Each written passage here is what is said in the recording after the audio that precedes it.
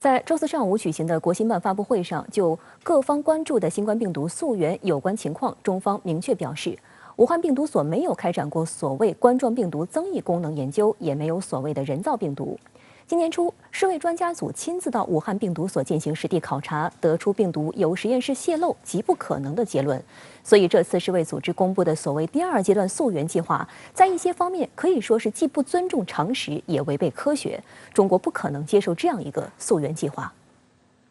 国家卫生健康委副主任曾益新介绍，今年初，世卫组织国际专家组正式来华开展病毒溯源全球研究中国部分的工作。中国秉持公开、透明、科学、合作的原则，尽全力组织协调相关单位，完全满足世卫专家参访的要求，前往他们想去的金银潭医院、华南海鲜市场、武汉病毒研究所等9家单位展开调查。3月30号，世界卫生组织正式发布了世卫组织召集的新冠病毒全球溯源研究中国部分的联合研究报告。全球的溯源研究有了一个非常良好的开端。报告发布这几个月来，越来越多的科学证据表明，这份报告是一份很有价值、权威的、经得起科学检验、经得起历史检验的这样一份报告。曾益新指出，新冠病毒溯源一定是个科学问题，中国政府一贯支持科学的开展病毒溯源，但是反对将溯源工作政治化。第二阶段病毒溯源应该在第一阶段病毒溯源的基础上来延伸，以 WHA 73.1号决议作为指引，经过成员国充分讨论磋商后开展。对于第一阶段病毒溯源是已经开展过的，尤其是已经有了明确的结论的，我们就不应该再重复开展，而应该推动在全球多国多地范围内开展的溯源工作。所以这次世卫组织公布的所谓的第二阶段溯源计划，在一些方面可以说是既不尊重常识，也违背科学我们是不可能接受这样一个溯源计划的。针对西方热炒的新冠病毒实验室泄露论，中科院武汉国家生物安全实验室主任、武汉病毒所研究员袁志明在发布会上表示，新冠病毒源于自然已成为学术界的普遍共识。袁志明还提到，22名中外科学家近日在中国科学上联合刊发论文，运用经典的进化理论方法，有力论证了为什么新冠病毒只可能来自于自然，而不可能由人为制造，用科学的证据驳斥了实验室泄露的阴谋论。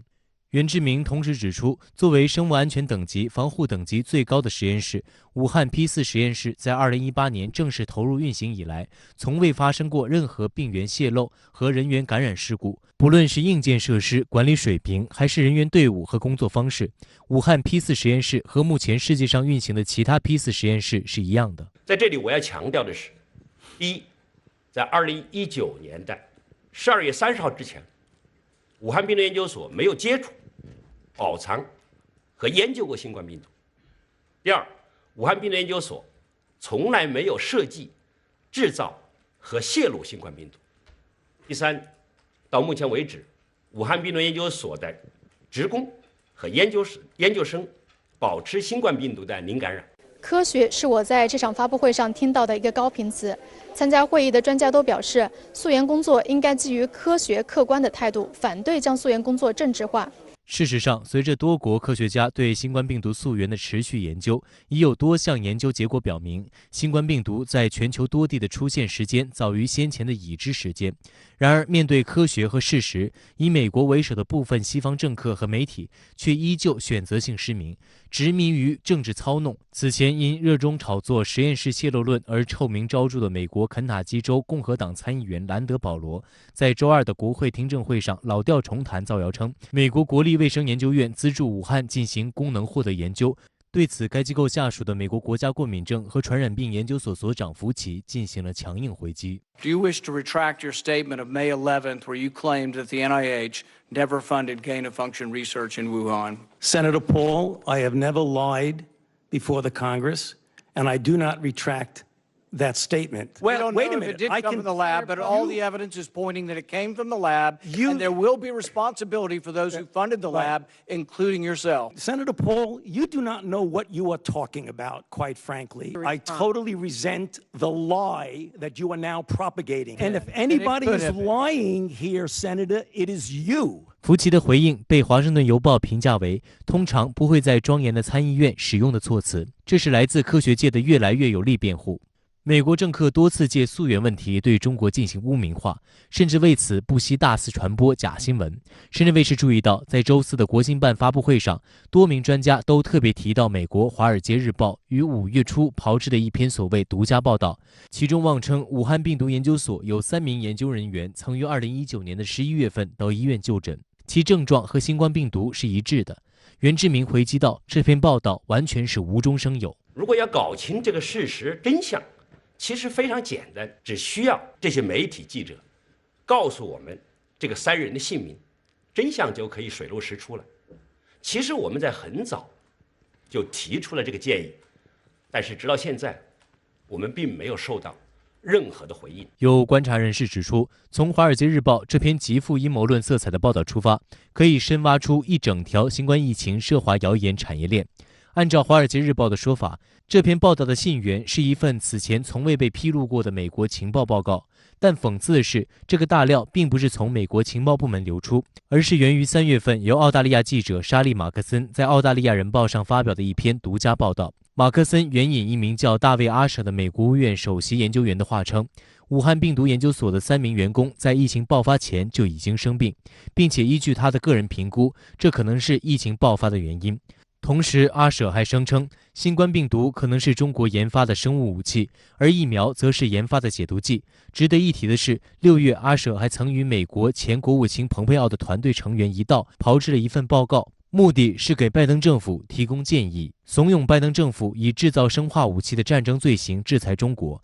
而矛头就指向武汉病毒所。由此看来，关于新冠病毒中国制造以及武汉病毒所研究人员染疫的谣言链条也就大致清晰了。首先，以特朗普政府时期的前国务院官员的报告和情报作为谣言的基础材料，再由《华尔街日报》、《澳大利亚人报》等媒体跟风炒作爆料，然后拜登政府煞有介事地发表声明，一遍又一遍地对这些谣言进行复读。复旦大学教授沈毅分析认为，类似的报道并不是谣言，而是透明的假消息。实际上，在特朗普执政时期，拜登等民主党人早已对诸如此类的言论进行过明确批驳。当时积极辟谣的西方主流媒体，却成为现在极力传播假消息的主力军。沈毅解释，如今的拜登政府之所以话锋一转，选择传播这些公认的假消息，是因为这么做可以解决短期中美战略博弈美方有效筹码不足的困境，满足某种意义上美国国家利益的需要，试图在中美之间制造一个所谓的政治筹码和外交筹码，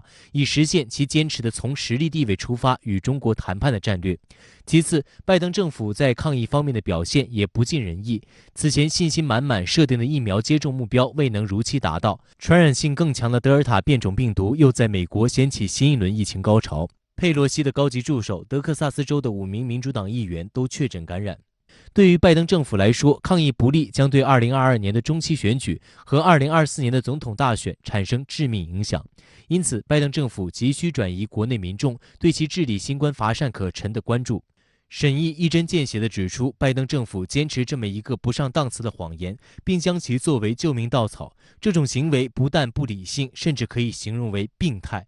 而催生这种病态在美西方精英群体中弥散的，正是对其治理体系衰朽的内生焦虑。值得注意的是，据名利场6月披露，美国政府内部曾警告，不要对新冠病毒的起源进行内部调查，否则可能打开装满蛆虫的罐子。这也从侧面证实，拜登深深清楚，新冠病毒绝对不是从武汉实验室泄露的。此外，对于国际社会针对美国德特里克堡生物实验室以及美海外200多个生物实验室的严重关切，美方也始终三缄其口。对此，外交部发言人赵立坚在周4的例行记者会上再度要求美方对包括中国在内的国际社会提出的疑问做出澄清和交代，并呼吁世卫组织前往彻查。这样的要求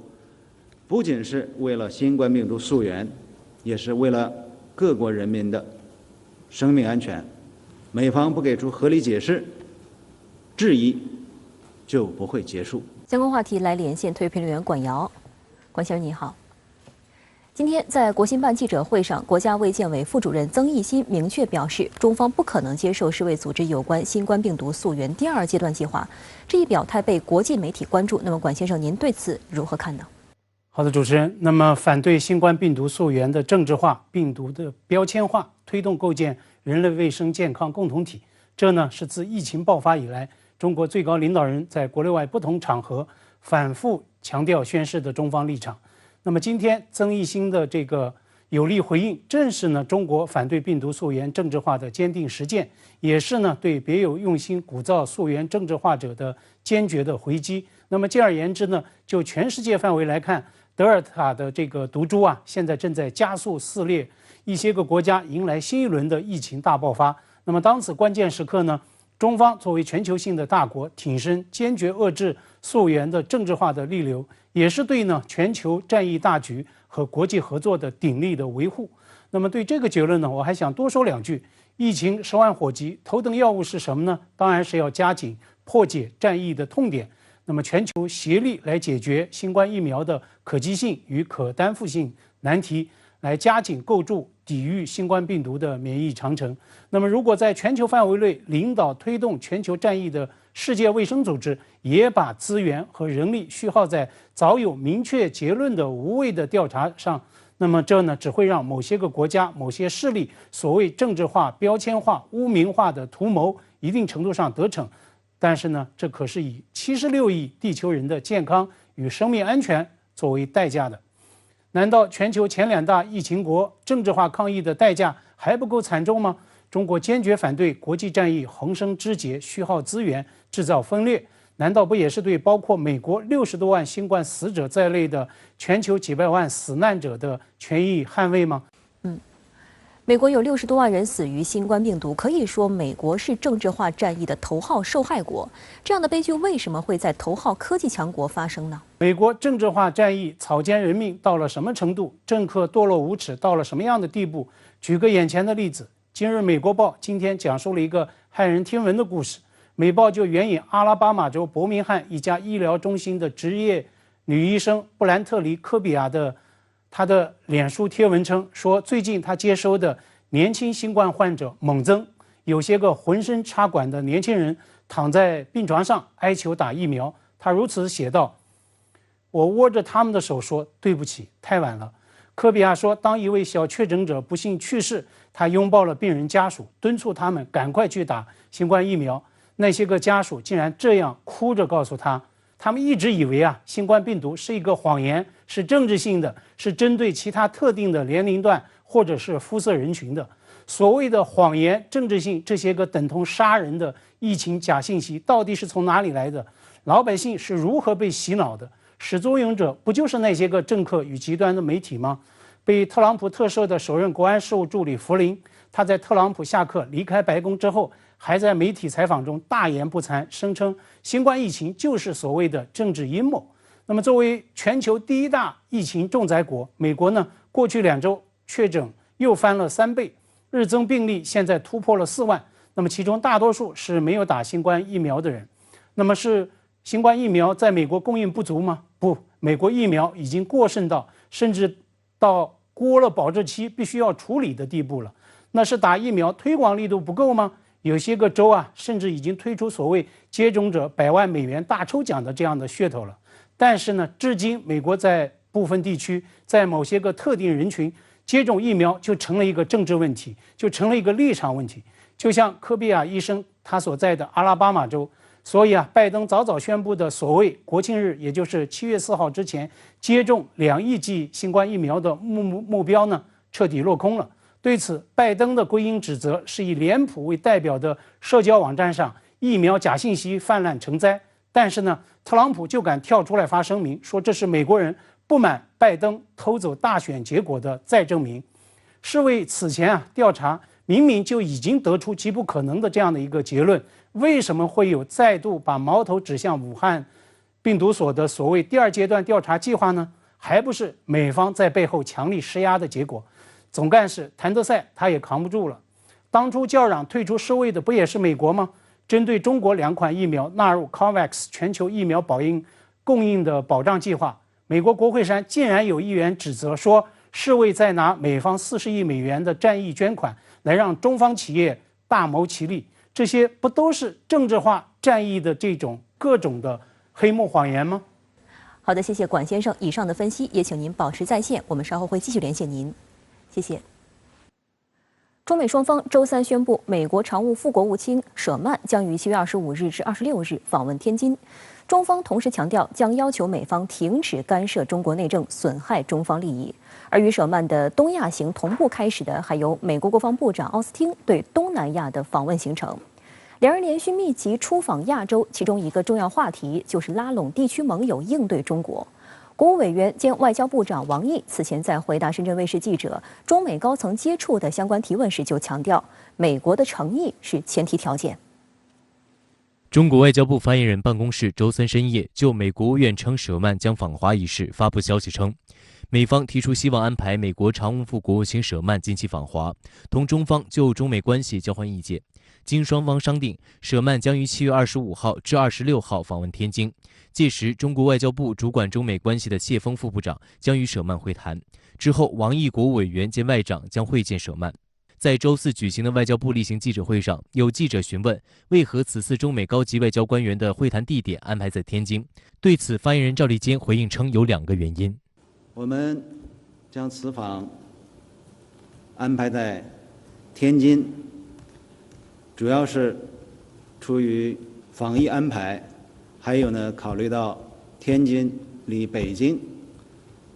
比较近的原因。值得注意的是，外交部周三宣布舍曼访华消息的同时，还强调中方将向美方表明对发展中美关系的原则立场，以及维护自身主权、安全、发展利益的坚定态度，要求美方停止干涉中国内政，损害中方利益。来说还是比较的重视的。谢尔曼来华访问，以及我们这边的相应的安排，有助于双方在相互沟通交流中间达成某些方面的一些共识，对于管控当前相对而言紧张的中美关系还是比较重要的。7月3号，在第9届世界和平论坛开幕式演讲结束后，深圳卫视记者曾提问国务委员兼外交部长王毅，中美高层今年会有接触吗？王毅表示，这有一个前提条件。我想问一个问题，中美高层今年会有接触吗？我们当然希望恢复对话，但这要看美国有没有诚意。那您觉得我们中方可以做什么？我们继续办好我们自己的事，这是最重要的。王毅表示，中美2国元首除夕重要通话为中美关系指明了大方向。安克雷奇对话开启了疫情背景下2国高层面对面互动，但美国的对华政策还没有摆脱上届政府的阴影，还没有走出对华认知的误区，还没有找到与中国打交道的正确路径。王毅还对美国提出5点希望：一是美国应客观认识和理性对待中国的发展；2是同中国走出和平共处、合作共赢的新路；3是尊重和包容中国自主选择的道路和制度；4是践行真正的多边主义；5是不要动辄干涉中国的内政。美国国务院周三宣布了舍曼将访华的消息。美国国务院发言人普赖斯周二表示，我们已经明确表示，在中国问题上将在符合我方利益的情况下进行接触，我们仍然有兴趣以实用性、实质性和直接的方式展开接触。此次舍曼访华也是一波三折。最早香港媒体14号透露舍曼将访华，但美国国务院15号公布的行程中只有日本、韩国和蒙古。17号事情有了变化，路透社援引一名国务院高级官员表示，中美正在就舍曼访华行程进行磋商。21号，中美双方正式宣布舍曼将访华。谢尔曼访华的意图和目的2个，一个呢是希望中方在美方关注的议题中间帮助美国解决一些问题；第2个，希望通过会晤传递出来一个中美关系没有坏到那么的严重，从而使得他的盟国和伙伴愿意在美国目前和接下来筹划的对华战略竞争中间继续跟着美国走。就在美国表态要与中国展开对话之际，却一边在涉港、涉疆问题上对中国展开制裁，一边在网络安全问题上抹黑中国。而舍曼与美国国防部长奥斯汀两人近期连续密集出访亚洲，不少外媒认为美方是在拉拢地区盟友应对中国。深圳卫视注意到，在当地时间7月21号的美国国务院例行记者会上，谈到舍曼的中国之行时，发言人普莱斯声称，他将从实力的地位出发飞往中国会谈，并向中国展现和示范所谓负责且良性的竞争是什么样子。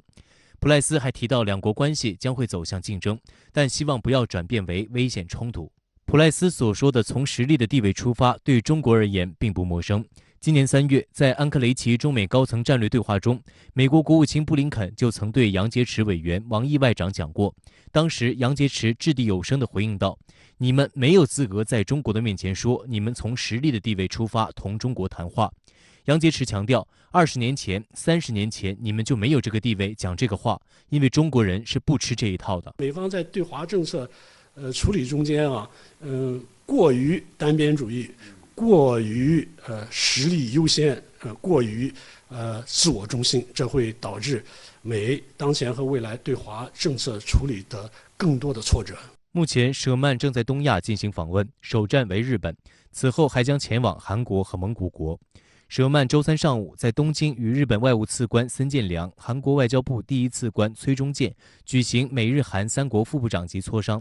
除讨论朝鲜问题外，三方还谈及所谓中国在东海和南海试图单方面改变现状以及台湾局势。在此之前，日美还举行了双边会谈。据日媒报道，森健良周2在会面时大谈东海、南海问题，以及台湾、香港和新疆。舍曼的东亚行刚刚开始，美国国防部长奥斯汀的东南亚访问行程也将开始。奥斯汀将于周5动身前往新加坡、越南和菲律宾。日本经济新闻分析认为，美国国务卿布林肯每个月都会对欧洲进行1次访问，但对东南亚则为0。奥斯汀曾计划于今年6月访问新加坡，但因疫情被迫推迟。此次访问期间，预计奥斯汀将谈到南海，力求在对华政策上与各国合作。这意味着拜登政府开始加强对东南亚的干预力度。外交部发言人赵立坚周3再次明确表示，无论是台湾、涉港还是涉疆议题，都是中国的内部事务，不容任何外部势力干涉。美日固守冷战思维，蓄意搞集团对抗，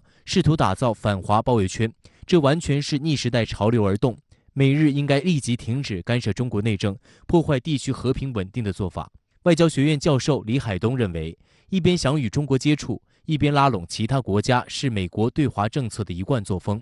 美国不会放松对华战略竞争，更不会停下来。但这不意味着中方会在沟通机会来临时选择回避。中国在对美外交方面，一方面坚持自己既有的原则，保持自身对美外交的连贯性，同时坚定地捍卫自己的利益。更重要的是，中国在致力于与世界上更大范围的国家建立更为紧密的关系，从而使得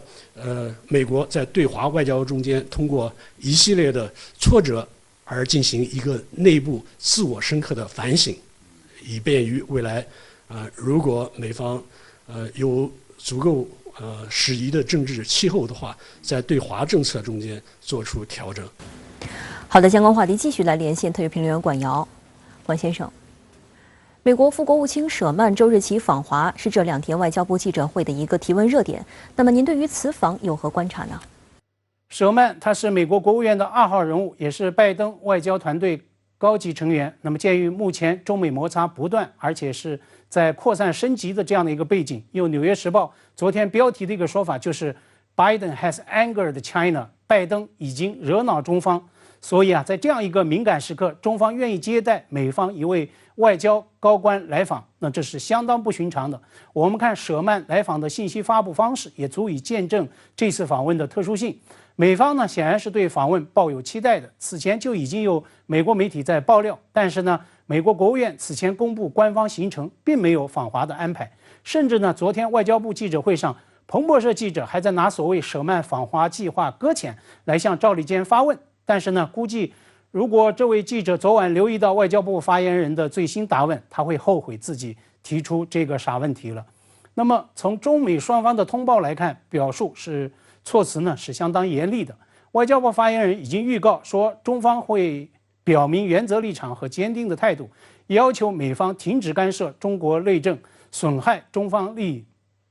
那么美方也在声明说，舍曼将会讨论美方所谓的严重关切，甚至呢，在他访问日韩期间，也不断有对华强硬言论出街。那么这意味着舍曼他的这次访问并不轻松。阿拉斯加首次高级别会谈现场，中美唇枪舌剑的一幕呢，可能会再次重演。但是呢，舍曼他显然也是带着任务来天津的。美媒的一个普遍预期是有关最高级别会晤的前期对话探路，也包括 CNN 最先爆料的所谓中美应急沟通热线电话的建立动议等等。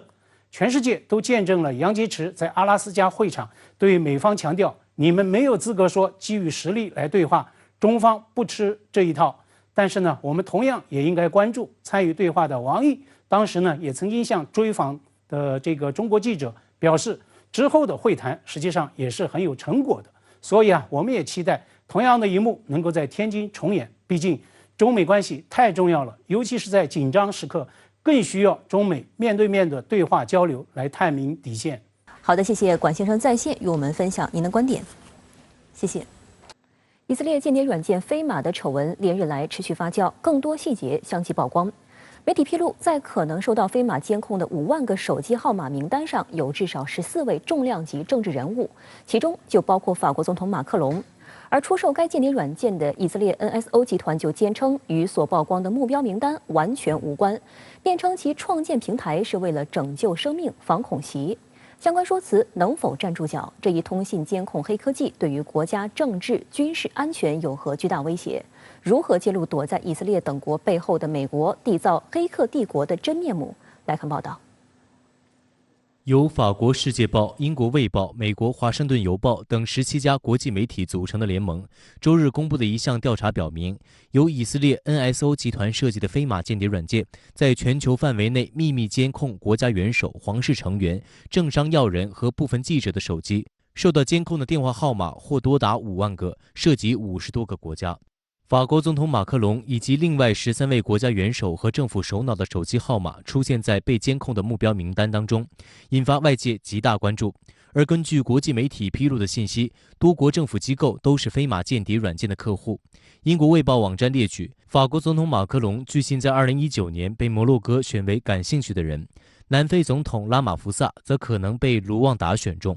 巴基斯坦总理伊姆兰汗被印度选中。上周辞去黎巴嫩总理职务的萨阿德·哈里里，在2018年和2019年被阿联酋选中。欧洲理事会主席米歇尔在2019年担任比利时首相时，也被摩洛哥选中。值得注意的是，摩洛哥国王穆罕默德6世以及摩洛哥总理萨阿德丁·奥斯曼尼均被自己国家的安全部队等列为兴趣对象。此外，伊拉克总统萨利赫、埃及总理马德布里以及7位前总理在任时也曾遭到监控，包括法国前总统爱德华·菲利普等人。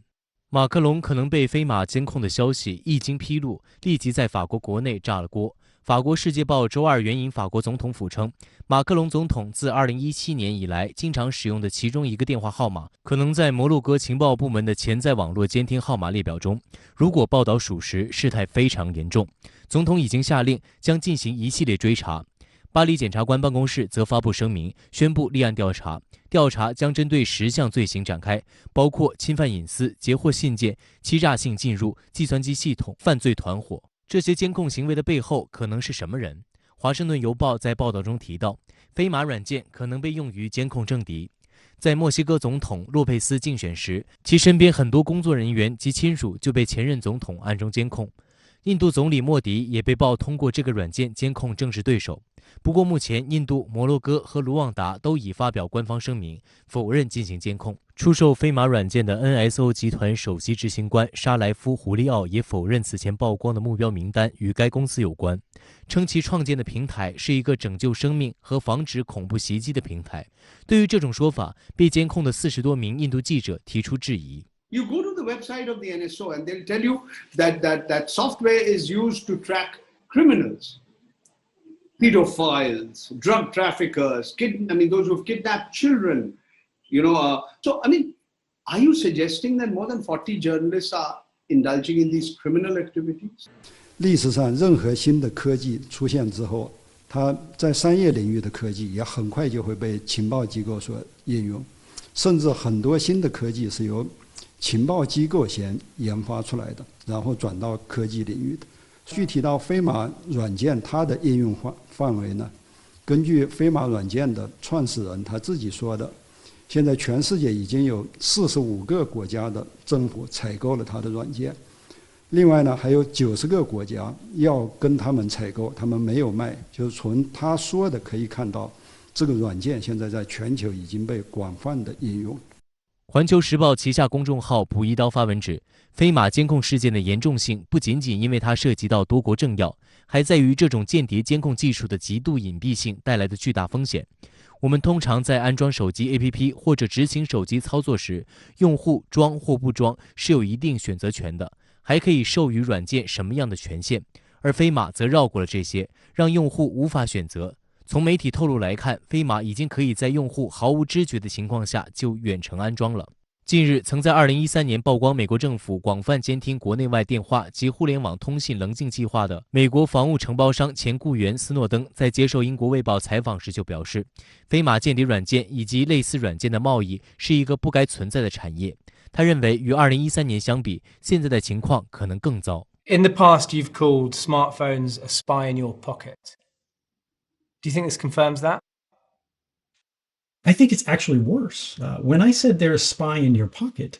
it's the potential, it's the capability. What we see now are people creating an industry to hack those phones and go beyond the level of spying that already previously we knew existed. And now they're actually taking control of that phone fully. 斯诺登警告各国政府必须在全球范围内停止间谍软件贸易，否则将没有一部手机能够免遭黑客攻击。So if they find a way to hack one iPhone, they've found a way to hack all of them. And they are doing that, and they are selling that. That is a knowing, intentional, willful attack. We have to stop this.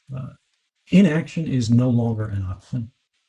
If you don't do anything to stop the sale of this technology, it's not just going to be 50,000 targets, it's going to be 50 million targets. 有分析指出，这次飞马事件与2013年斯诺登披露的棱镜门事件已经不可同日而语。那时的监听技术主要集中在语音方面，现在的智能手机有强大的计算能力和存储能力，不光语音、图片、视频相关应用的数据都成为监控对象。此外，飞马等监控软件很可能有自我管理功能，在手机语音、图片等出现关键词时自动激活工作，正常情况下则休眠，这让它可以更隐蔽、更不容易被发现。而一旦参与国家政治、军事决策的机构相关人员的手机被监听，对国家来说是一个巨大的安全漏洞。在现代科技的时代，对国家安全的威胁是时时刻刻存在的，在任何地方都存在的，所以时刻要保持警惕，不断地提高应对这种风险的能力。以色列 NSO 集团飞马间谍软件事件曝光后，各方高度关注以色列政府是否充当了美国大搞监听的白手套。纽约时报记者肯尼斯·沃格尔透露， NSO 在过去多年间一直向现任美国总统拜登的高级顾问安妮塔·邓恩支付咨询费，这显示美国民主党与 NSO 存在千丝万缕的联系。至于说他是不是那个被美国控制了，是那个现在很难判断的。但是呢，对于以色列和美国来说，把它作为一个政治工具来使用，这可能性是很高的。从最近几年美国暴露出来的棱镜门事件，都是美国情报机构大范围的在全球窃取个人的信息或者在其他情报，特别是像美国这样的全球第一大情报大国，美国一年情报的开支就800多亿美元，超过了世界上绝大部分国家的国防开支。值得注意的是，中国外交部已多次表示，中国是网络攻击的主要受害者，美国才是全球最大的网络攻击来源国。但美西方却仍在网络安全问题上对中国泼脏水。周四的例行记者会上，有记者提到，近期就网络安全问题批评中国的美国，却正对飞马间谍软件事件沉默不语，这无法不让人觉得蹊跷。发言人赵立坚表示，如果属实，中方对此强烈谴责。这再次表明，网络监听等网络安全威胁是各国共同的挑战，各国应在相互尊重、平等互利基础上，通过对话合作携手应对威胁。令人意外的是，美国政府口口声声称维护网络安全，对此却三缄其口，美方所做的反而是拉帮结伙，在网络安全问题上以莫须有罪名对中国造谣抹黑，这恰恰反映了美方做贼心虚的心理。当地时间周三，美国和德国公布了一项关于北溪二天然气管道的协议。协议将允许北溪二项目完工，但两国声称会通过制裁等手段阻止俄罗斯利用能源来对付乌克兰及其他中东欧国家的所谓企图。俄驻美大使安东诺夫批评称，协议里充斥着敌视俄罗斯的论调，违背美俄领导人会晤的精神。他强调，此类威胁毫无根据且注定徒劳。周三，美国国务院公布的美德联合声明称，若俄罗斯试图将能源作为武器，或对乌克兰进行所谓进一步侵略，德国将采取行动，并在欧洲层面敦促实施包括制裁在内的有效措施，并限制俄罗斯向欧洲出口能源。声明说，美德两国认为乌克兰在2024年后继续作为天然气过境国，符合乌克兰和欧洲利益。德国承诺利用一切方式促成俄乌两国将天然气过境协议延长10年。德国承诺建立和管理乌克兰绿色基金，德美两国将促成对该基金至少10亿美元的投资，以支持乌克兰能源转型，提升其能源效率和安全。美国国务院一名高级官员当天在电话记者会上表示，虽然美国仍反对北溪二项目建设，但制裁无法让该项目建设停止，还可能损害美欧关系。德国外长马斯当天在社交媒体上表示，德美两国在北溪二问题上达成建设性解决方案，让人松了口气。北溪二项目旨在铺设一条从俄罗斯经波罗的海海底到德国的天然气管道，管道全长约1200公里。管道建成后，可使俄罗斯出口德国的天然气数量翻倍，并输往其他欧洲国家。当前，北溪二管道的建设已经进入最后阶段，项目已完成约98%，预计今年8月底前完工。美国和德国近年来在北溪二问题上争议不断。美国认为该项目是俄罗斯的地缘战略项目。美国认为，随着北溪二和土耳其西2条天然气管道投入运营，欧洲过境乌克兰进口俄罗斯天然气将逐渐变得多余，乌克兰在欧洲的政治和安全地位将会下降，而欧盟对俄罗斯能源的依赖将会加强。路透社报道称，由于俄罗斯可以通过北溪二管道直接将天然气输送到德国，因此美国等国声称俄罗斯可能借此切断其他国家天然气供应，而德俄两国则强调北溪二是商业项目。俄政府认为，美方阻挠该项目建设，意在挤占俄天然气在欧洲能源市场的份额，借此向欧洲国家高价兜售更多美国的页岩气。因为北溪2号大概涉及到上千个企业参与欧洲的包括瑞士在内，所以呢，它要解决德国的能源安全的问题，同时呢又解决了这个不要被所谓的俄罗斯能源上给要挟掉的，同时呢，它也给乌克兰一些安抚。因为它越过了乌克兰，从波罗的海底下到了德国，那么德国出10亿欧元去帮助乌克兰，帮助它的全能能源的改造现在朝向绿色的这个方向改造，同时呢也确保了就是说它还会继续从乌克兰那个进口天然气。这样的话就满足了各方的一些关切吧。尽管美国和德国试图利用新达成的协议安抚乌克兰，但由于协议并不阻止北溪二管道建设，反倒引发了乌克兰方面更大的不满。《华尔街日报》称，在美国和德国正式宣布达成协议之后，乌克兰外长库列巴随即与波兰外长拉乌发表联合声明，批评德国和美国达成的协议给乌克兰和中欧带来更多政治、军事和能源威胁。值得注意的是，美国和德国的声明并未详细说明俄罗斯的哪些行动会导致制裁。一名美国国务院的一名官员声称，双方不做出详细解释，是为了避免让俄罗斯获取逃避反击的线索。对于美德两国达成的协议，俄罗斯方面也表示了不满。据俄塔社周四报道，俄罗斯驻美国大使安东诺夫批评称，这份文件针对俄罗斯的敌对论调违背了美俄领导人会谈的精神。安东诺夫说，试图把俄罗斯描绘成侵略者和参与恶意活动国家的做法，早已成为了反俄分子的名片。这种威胁俄罗斯的行为是毫无根据且注定徒劳的。相关话题来连线特约评论员刘和平。刘先生您好。美国和德国针对北溪2号天然气管道项目达成协议，如果俄罗斯试图以能源作为武器针对乌克兰，将面临制裁或其他的报复措施。那么您认为这背后有着什么样的战略利益盘算呢？我们知道，对于意识形态与价值观念非常偏执的拜登政府来说，他们眼下全球战略的中心目标和任务，就是要团结所有的盟友，跟中国打一场由美国主动挑起的所谓新冷战。而在团结盟友方面，以英国、澳大利亚、加拿大为首的英联邦成员不是问题，在安全上严重依赖美国的日本与韩国也不是问题。拜登的结盟战略面临的难点主要有2个，一个是如何说服近年来已经跟美国离心离德的欧洲大陆，而欧洲大陆国家中最难说服的又是欧洲的老大德国。另外就是如何离间中俄关系，即使无法让俄罗斯倒向美国一边，也要让俄罗斯在中美博弈中保持中立。而百溪2号无疑就成为了美国既可以要挟德国也可以要挟俄罗斯的工具。因为在俄罗斯介入乌克兰局势，尤其是拿下克里米亚之后，美欧曾经出台了一系列制裁俄罗斯的措施，包括限制俄罗斯的能源出口，而百溪2号工程这违反了美欧对俄罗斯的经济制裁政策。于是近年来百溪2号就成为了美俄德3国产生纠纷的焦点。虽然美国一直扬言要进行严厉的制裁，但是德俄2国则摆出了不惜一切代价都要建成的姿态，并且这个投资了近100亿欧元的项目也已经接近完工了。那么在这种情况下，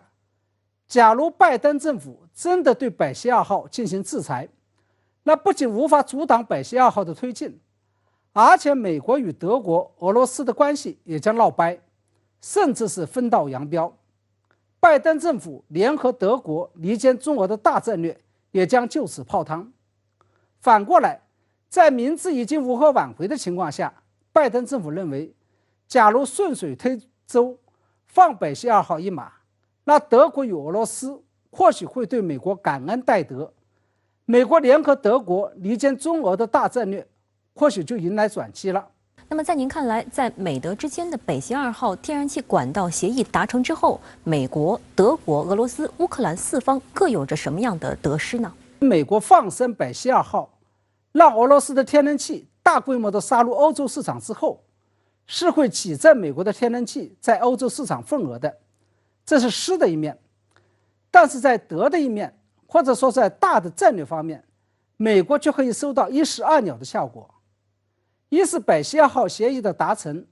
从此搬掉了改善美德关系的一块绊脚石。美方认为，接下来德国应该会投桃报李，在中美新冷战中助美国一把。二是美国通过这个协议，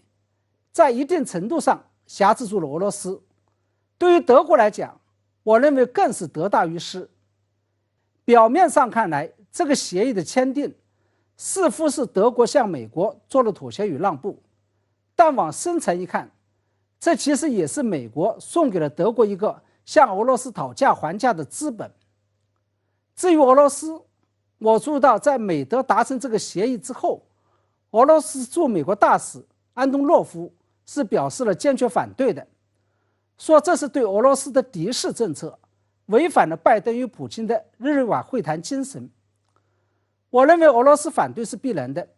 因为这个协议的确是有损于俄罗斯的面子。不过俄罗斯损失的也仅仅是面子，得到的却是巨大的里子。因为美国放生北溪2号之后，俄罗斯向欧洲出口的天然气总量将会比过去增加1倍，而且更为关键的是，北溪2号是经过波罗的海的海底来抵达德国的，绕过了包括乌克兰在内的东欧国家，从此彻底消除了俄罗斯天然气出口所面临的地缘政治风险。从协议所透露出的内容来看，我认为乌克兰其实是吃了大亏的。即使德国承诺的经济保障并不足以弥补北溪2号建成后给乌克兰所带来的损失。其二是这个协议只是规定，一旦俄罗斯以能源来要挟乌克兰，德国将会对俄罗斯进行制裁，但具体的制裁措施是什么，制裁到哪种程度，这是语焉不详。尤其让乌克兰感到憋屈的是，在美德谈判期间，拜登政府还警告乌克兰不得就此提出异议与批评。因此啊，美德这个协议的签订，只是在重重的打了乌克兰一拳之后，再摸了摸他的头。乌克兰再度成为了美国全球战略利益博弈与布局下的牺牲品。好的，谢谢刘先生在线与我们分享您的观点，谢谢。